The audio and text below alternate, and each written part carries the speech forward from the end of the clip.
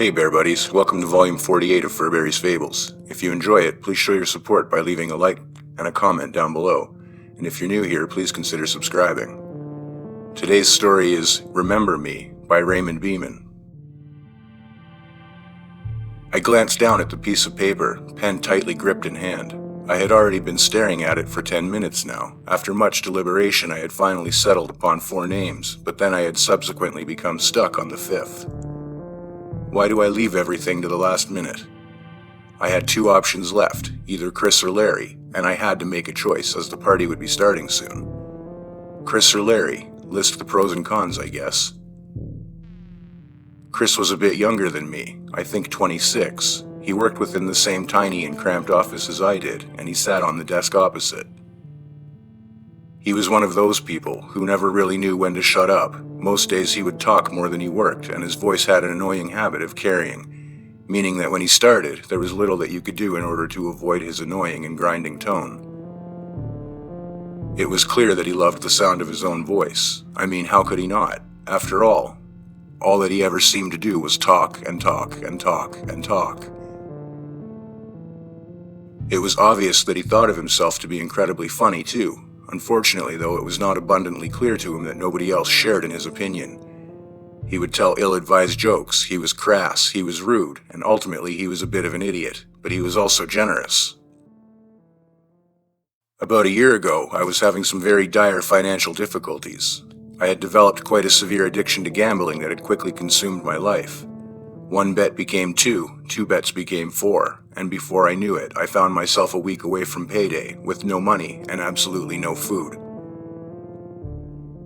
Chris had found out about this and offered to buy me lunch every day until our salaries were paid, and of course with little other option and 0 remaining pride, I graciously accepted his offer.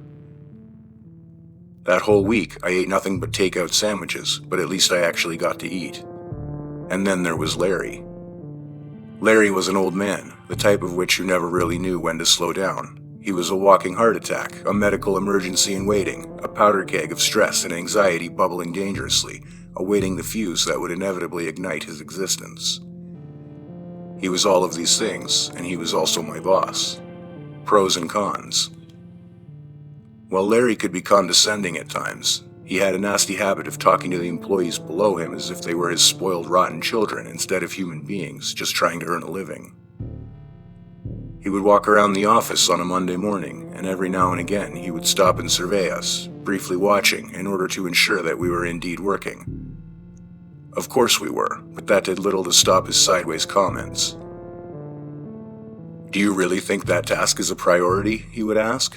"What an interesting way to waste company time," he would add, and then of course there was always the timeless and classic, "I think we should schedule you in for some training." It was clear that he thought age equated to experience, and it was his tragic flaw, but in the same breath he could also be incredibly sympathetic. The year that my wife left me, he brought me into his office for a quick chat. "You know, I've been through the same thing, Michael," he told me, his voice carrying a reassuring tone that seemed so odd as it came from his lips. "So I just wanted to let you know that if you ever want to talk, then I am here for you." "I am here for you?" Admittedly, his sincerity had caught me off guard, as I was not used to this cold and commanding man being so caring. But with little else in the way of friends or companions to confide in, I decided to take him up on his offer. During that quick chat, the one which ended up lasting for over an hour, I cried, probably more so than I had throughout my short and pathetic life, until eventually I was sent home for the day. Again, I looked down at the list. This choice is no easier. I had already selected 4, and I always knew that the 5th would be difficult. So far I had included Brittany, David, Eddie, and Mark. Somewhere on this sheet, either Chris or Larry would eventually be included, and they would have to be included soon as I had to start getting ready to leave. The thought of the impending party caused a slight anxiety to start building from within me. I was never what you would call a social butterfly, and this was glaringly obvious during all of my misplaced social encounters. Within a group, I was the quiet one, more comfortable blending into the background than assuming the role of the confident speaker. I would not guide the conversation, I would not crack jokes, and I would definitely not leave a memorable impression or an ingrained recollection or even a second thought for anyone who had the misfortune of speaking with me. People would rarely remember my name. Tonight, however, during this party, things would be different. My choices would matter. I knew that they would leave my desired mark. I knew that I had to be leaving soon, so once more I glanced down at the clean white sheet of paper that sat patiently waiting below me. It's now or never.